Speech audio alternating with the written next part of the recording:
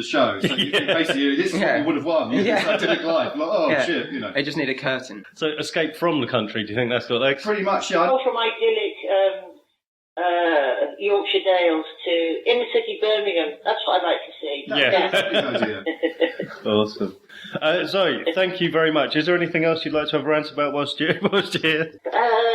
I think everybody should just live in tents, really. That's kind of, I think we need to, we're on a heading for another property bubble, aren't we? Yes. And we're all obsessed with what we live in. And I think if we all just got a standard 2-man tent, it would reduce the shit that's spoken at dinner parties.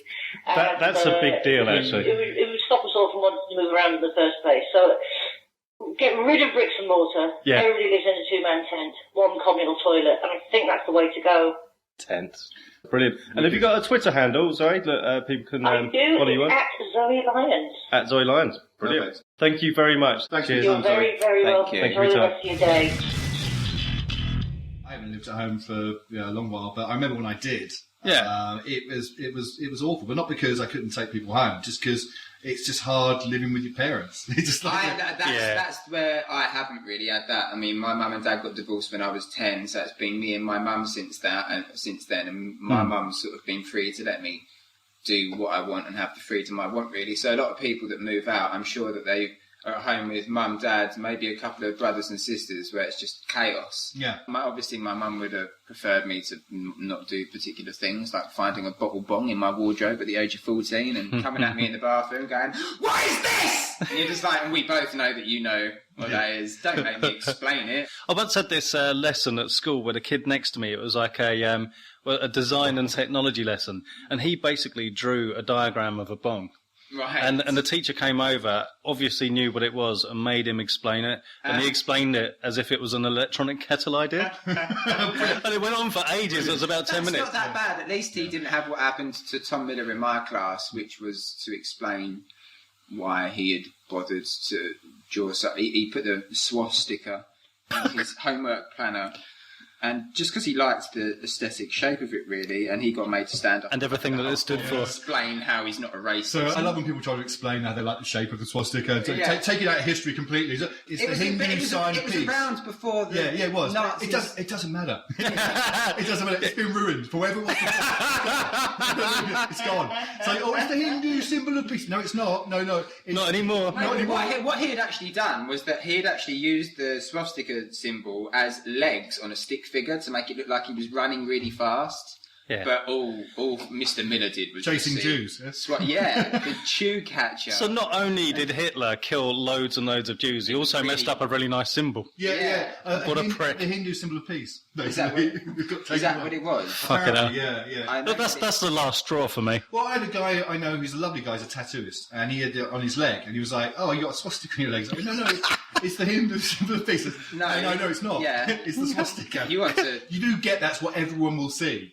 No one will be like, maybe. Is it oh, no, it's the Hindu symbol of peace. No, it's just not going to happen. So, you careful what you tattoo yourself with, right? And white power. Yeah, basically. Look at my forehead. I'm into Hindu peace. Calling Nick Page. Hello, is that Nick? Yeah, hi. How you doing? You all right? Yeah, good, thank you, mate. How can I help?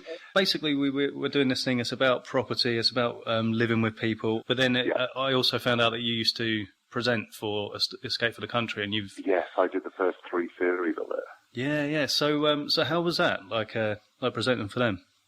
Soul destroying.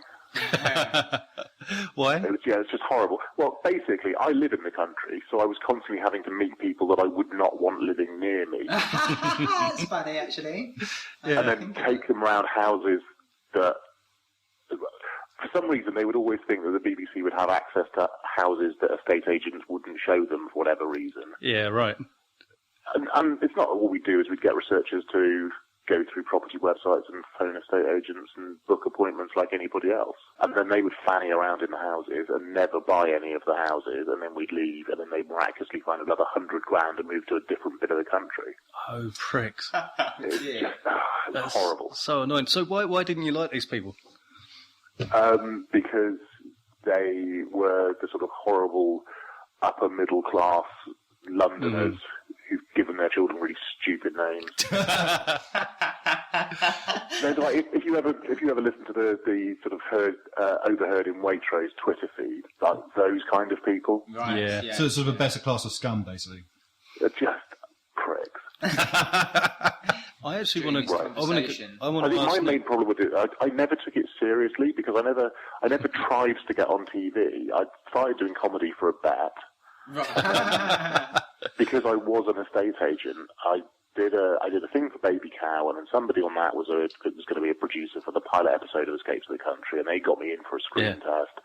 And then I've been given a job as a presenter, and I'd never expected it or wanted it or tried to make it happen, and I never really believed that it was real, so I just used to tit about all the time. That's brilliant. So it must have just been horrible for you having to go through this, talking to people that you thought were total pricks, and did they know that you thought that they were? Well, I would constantly be sort of brought up on stuff by the producers with them going, yeah, look, it's supposed to be an aspirational show, so you at least have to feign interest in what these people are saying rather than...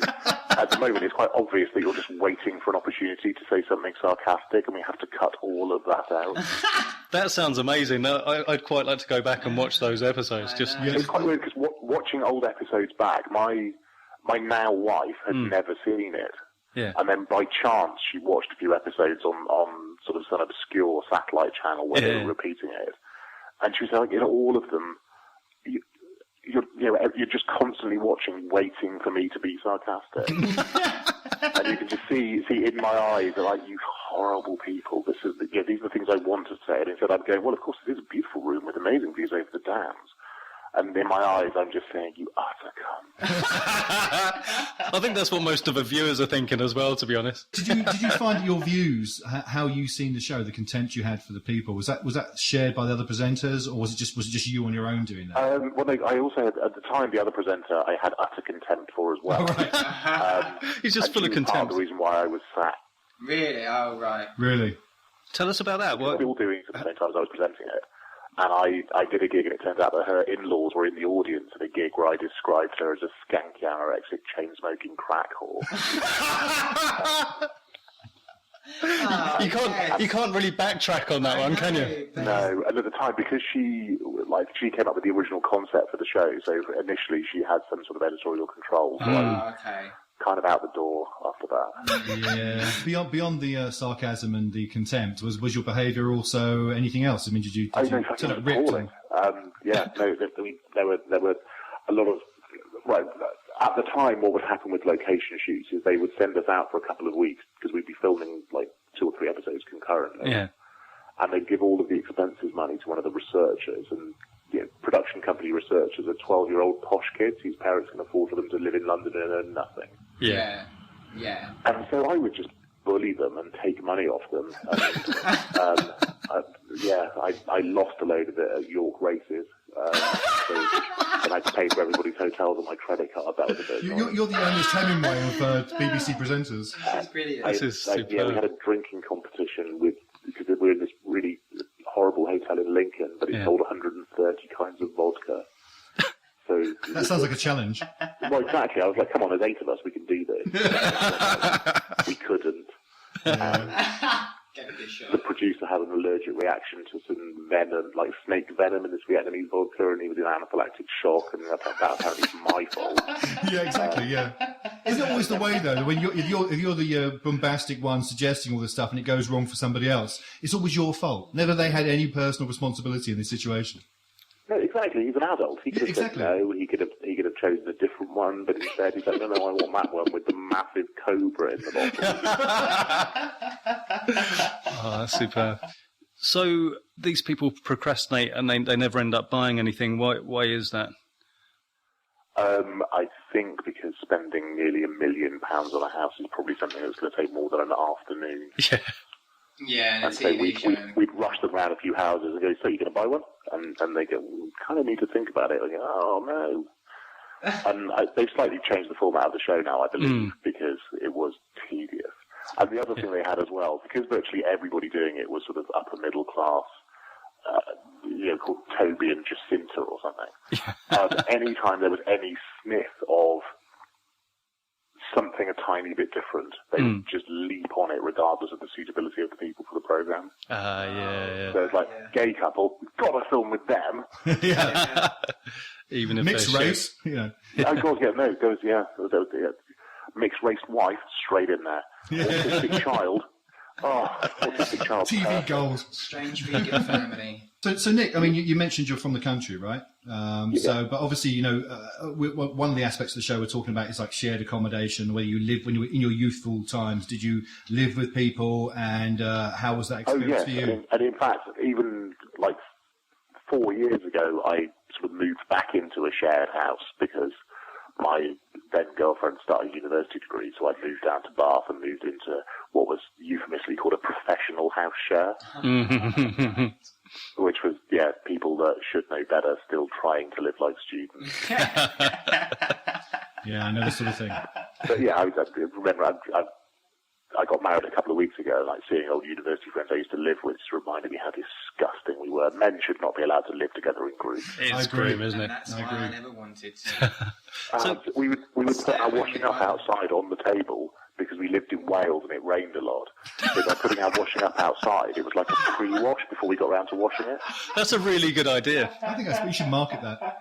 Well, you'd look outside and there'd be foaming on the patio table because there's like 20 plates out there and somebody just squirted fairy liquid on them because a storm was about to start. So Nick, how do you feel about the actual premise of escaping from the city to the country? Does that seem like a reasonable idea? I've never wanted to live in a city. So. And you've never done so either? Well, Bath doesn't really count, does it? Not really. Nah, too green. No. Too pretty. So you can kind of understand that. Whenever I go to London, it feels like being inside all the time. Yes, yeah. Like you never really see a horizon. You're just constantly surrounded by walls and Concrete. people. And twats. and like... Well, for me, I'm probably the antithesis of you, simply because I was born and raised in London, and for me, going to anywhere that's not like that, that's countrified. If I go somewhere and it's green and it's slightly smelly and people have funny accents, I tend to find myself, actually recording a little bit. Whereas here, I realised I'd gone to the gun shop, collected my shotgun because it was having some work done on the stock, then went from there to Barclays to pay in some checks. With your gun? No, with my gun, and nobody batted an eyelid. 6'3", 20-stone man walking into the bank carrying a gun to pay in some checks. So that I think we tried to sum up the difference between country and city life, and I think that actually sums up perfectly. You can go into a bank with a gun and no one bats an eyelid. Nobody really cared. Well, no, sorry, somebody did ask me about shooting. All right, yeah. Where do you shoot? It wasn't that nobody cared. Somebody was interested.